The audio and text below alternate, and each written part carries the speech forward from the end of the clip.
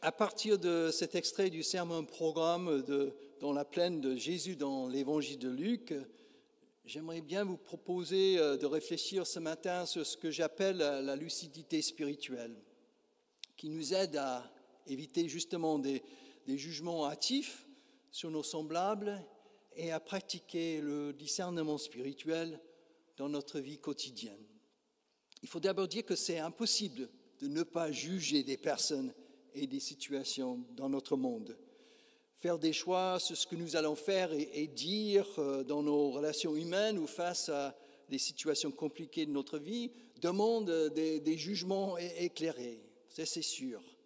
Et pour moi, le mot discernement est très approprié pour parler de ces jugements-là. Et en tant que chrétien, quand ce type de discernement est fait au quotidien, à partir de l'évangile de Jésus-Christ, à partir de notre démarche de foi, nous pourrons donc parler de lucidité spirituelle. C'est ce qui éclaire nos jugements sur les personnes et les situations. Dans cet extrait du discours programme de Jésus que nous avons lu, il y a plusieurs paroles de Jésus qui nous incitent à cultiver justement cette lucidité spirituelle dans notre façon de poser notre regard sur les autres. J'aimerais aujourd'hui les pointer avec vous pour nous aider ensemble à ne pas juger, mais à discerner. Pour moi, cette lucidité spirituelle trouve sa source dans l'image que nous avons de Dieu et aussi dans l'image que nous avons de nous-mêmes devant ce Dieu en qui nous croyons. Et le Jésus de l'évangile de Luc nous aide beaucoup dans ce domaine. En parcourant le sermon dans la plaine de Luc, il est très intéressant d'observer justement l'image de Dieu que Jésus déploie lui-même dans sa prédication. Il ne présente pas un Dieu juge qui accuse et condamne. Il parle d'un Dieu Père qui est bon pour les ingrats et les méchants. Il parle d'un Dieu Père qui pardonne. Il parle d'un Dieu Père généreux qui aime et qui agit par grâce envers ses enfants.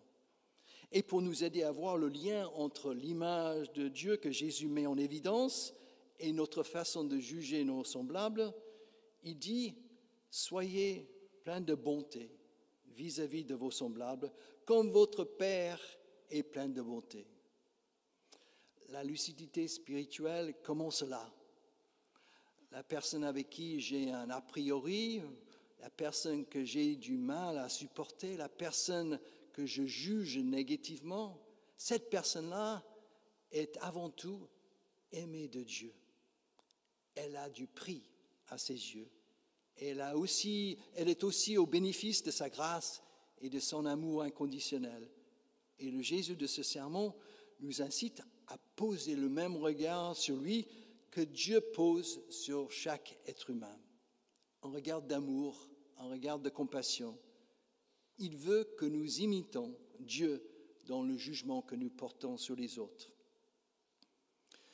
Le Jésus de ce sermon fait un pas de plus. Il nous incite non seulement à réfléchir sur le Dieu en qui nous croyons comme source de notre lucidité spirituelle, mais il nous encourage aussi à penser à ce que nous sommes devant ce Dieu-là.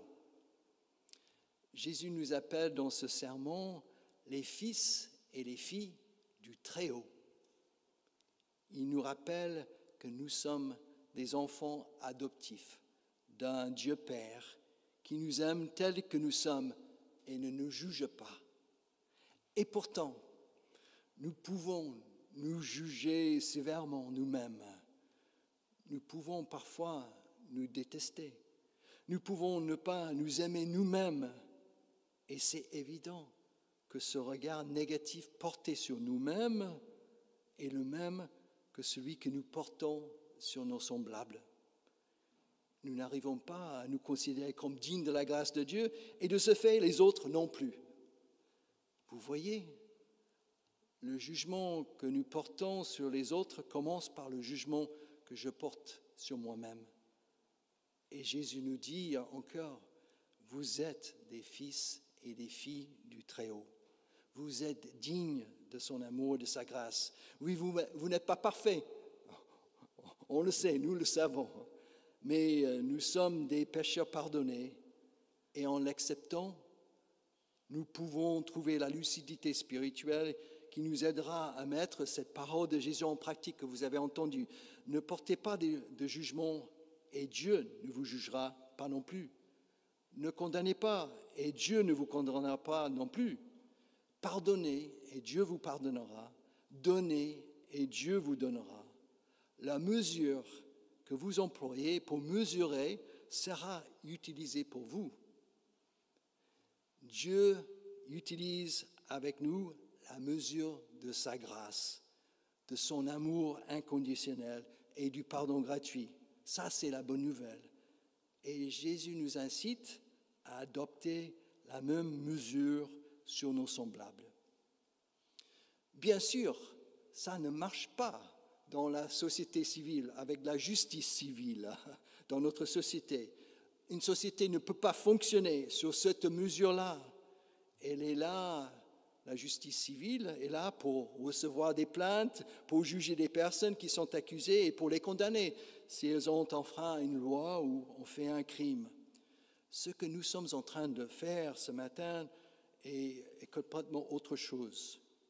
C'est notre éthique personnelle qui est soutenue par la source de notre lucidité spirituelle. Le Dieu en qui nous croyons et notre statut de fils et fille devant lui nous incite à être généreux. Voilà donc une première chose que nous pouvons dire ce matin à partir de ce texte. Dans la suite de cette prédication de Jésus, il propose un appui important qui est censé alimenter justement notre lucidité spirituelle. Il le fait à travers une parabole un peu drôle, mais un peu tragique aussi, une parabole qui parle d'un aveugle, qui guide un aveugle, et tous les deux tombent dans un trou. Cette petite parabole nous parle de maîtres et de guides que nous choisissons de suivre et d'écouter pour orienter notre marche dans la vie. Nous avons tous des personnes comme cela dans notre vie. Cela peut être notre auteur préféré qui semble avoir une façon de présenter le monde et ce qui s'y vit qui nous convient et qui nous donne des clés de compréhension. Et nous adoptons sa façon de voir.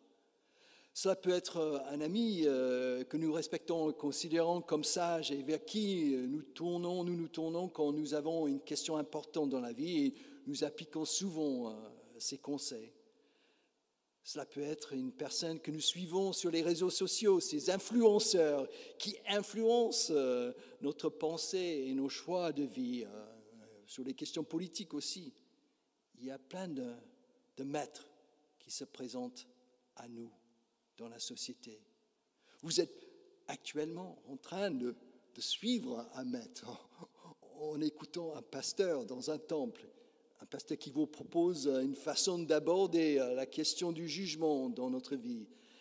Est-ce que cela va être bénéfique pour vous afin d'éviter de tomber dans les pièges que le jugement comporte sur nos semblables? Ou est-ce que nous allons faire fausse route et tombons tous ensemble dans le trou? Voilà une question qui peut se poser, un discernement à faire. Il y a chaque fois un discernement à faire dans notre suivance des maîtres dans notre vie, dans l'écoute que nous donnons à différentes voix de maîtres dans notre société. Qu'est-ce qui nous aide finalement à avoir cette lucidité spirituelle pour discerner à qui nous donnons notre oreille afin de ne pas tomber dans les pièges, dans les trous de notre monde? Une première chose à faire en tant que chrétien, c'est peut-être de faire la distinction entre les maîtres, M minuscule, et le maître, M majuscule. Le Christ est notre seul maître, M majuscule, il est notre Seigneur. Et en le suivant comme un disciple qui veut apprendre et en mettant en pratique ces paroles que nous découvrons dans son évangile, nous pouvons peut-être éviter de tomber dans des trous et des pièges de notre société. Cela ne veut pas dire que notre vie sera un long fleuve tranquille. L'Évangile est exigeant, hein, mais nous avons l'assurance qu'il est à nos côtés sur le chemin. Il nous accompagne par son esprit et son Évangile éclaire notre route. Et cette présence et cet éclairage nous donnent justement cette lucidité spirituelle de discerner comment aller de l'avant dans la vie avec confiance et espérance. Mais qu'est-ce que nous faisons avec tous nos maîtres minuscules ? Dans une démarche de foi, nous pouvons toujours commencer par une question. Est-ce que le maître minuscule que j'écoute actuellement me propose quelque chose qui est en résonance ou en dissonance avec l'évangile de Jésus-Christ ?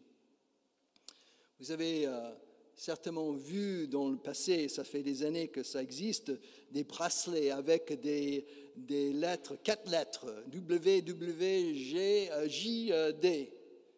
Est-ce que vous connaissez ce que c'est ? C'est un sigle en anglais pour dire « What would Jesus do ?» What would Jesus do? C'est-à-dire en français, que ferait Jésus? C'est une très bonne question à poser lorsque nous sommes face à un maître qui nous propose quelque chose. What would Jesus do? Que ferait Jésus? Ça nous aide à discerner un chemin pour notre vie. Quand nos maîtres minuscules proposent des réponses, il est bon de prendre le temps, oui, pour revenir à l'Évangile, pour revenir à ce que Jésus a dit et a fait. Et le Jésus de l'Évangile de Luc annonce encore une très bonne nouvelle dans ce que nous avons lu, lorsque nous entreprenons ce type de démarche. Tout disciple bien formé sera comme son maître. Je crois que nous aspirons tous, en tant que chrétiens, à cette lucidité spirituelle qui nous aidera à agir, à nous approcher de l'agissement et du discours de Jésus comme maître M majuscule dans notre vie. Pour terminer ce temps de réflexion, je relève rapidement avec vous les 3 images qui nous aident à avoir un regard lucide sur nous-mêmes. Jusqu'à là, on parle un peu de notre regard sur les autres. Jésus parle de la paille et de la poutre dans l'œil. Il parle d'un arbre qui porte du fruit. Il parle d'un trésor au fond de notre cœur. 3 images. Vous savez, quand on montre du doigt quelqu'un pour l'accuser, lorsqu'on fait comme ça, il y a un doigt pointé vers la personne que nous accusons, mais il y a 3 doigts qui sont pointés sur nous. Et c'est de cette lucidité-là que Jésus nous invite à avoir à travers ces 3 images. Bien évidemment, on ne peut pas prétendre enlever la paille dans l'œil de notre frère ou de notre sœur si nous avons une grosse poutre dans notre œil. Il faut d'abord enlever cette poutre-là pour voir clair, pour avoir la lucidité spirituelle, pour aider les autres. C'est un très bon réflexe de chercher la poutre dans notre propre œil avant de prodiguer des conseils à un ami, avant de porter un jugement sur une personne ou une situation, avant de discerner ce qui est bon à dire ou à faire dans une situation. Bien évidemment, un arbre se reconnaît à ses fruits. On ne cueille pas des figues sur les buissons et l'on ne récolte pas des raisins sur des ronces. C'est un très bon réflexe aussi d'examiner de temps en temps les fruits que nous portons dans notre vie. Ces fruits peuvent être nos œuvres, ce que nous réalisons pour Dieu par l'aide de son esprit, par nos paroles et nos actes. Ces fruits peuvent être aussi les qualités de l'esprit, que l'esprit suscite en nous. L'apôtre Paul en parle de 9 fruits de l'esprit: l'amour, la joie, la paix, la patience, la bienveillance, la bonté, la fidélité, la douceur, la maîtrise de soi. Vous les connaissez? Un regard honnête sur ce que notre vie produit. Est-ce que ces qualités sont en nous et qu'est-ce que nous faisons dans notre vie? Un regard honnête sur ce que nous produit est important pour avoir cette lucidité spirituelle. Et enfin, bien évidemment, la nature du trésor qui est au fond de notre cœur détermine ce que nous en tirons. ce qui sort de notre bouche en parole, comme Jésus dit. Notre cœur n'est pas tout blanc ou tout noir, tout bon ou tout mauvais. Il est souvent, comme vous le savez, mélangé de bon et de mauvais, un peu gris. Il y a des endroits lumineux et des endroits sombres. Et une démarche dans le sens de la lucidité spirituelle commence par reconnaître ça.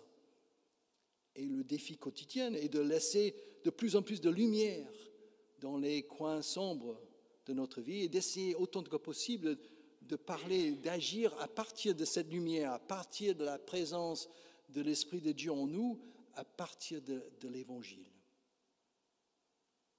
Voilà, donc à la fin de notre parcours ce matin, nous constatons que nous avons fait pas mal de chemin là, donc nous avons commencé cette réflexion sur la lucidité spirituelle qui nous aide à ne pas juger mais à discerner par l'image d'un Dieu Père en qui nous croyons et notre image d'enfant de Dieu au bénéfice de sa grâce. C'est notre point d'ancrage dans toute démarche de lucidité spirituelle. Ça commence là. Nous sommes passés par les maîtres de notre vie, M minuscule et puis maître majuscule, le Christ, pour dire que Jésus et son évangile est le prisme à travers lequel nous faisons tout discernement avec lucidité spirituelle. Et nous avons terminé avec un regard lucide sur nous-mêmes à travers ces trois images très parlantes que propose Jésus pour entretenir au quotidien notre lucidité spirituelle. À nous maintenant de mettre tout cela en pratique avec l'aide de Dieu par son Esprit. Amen.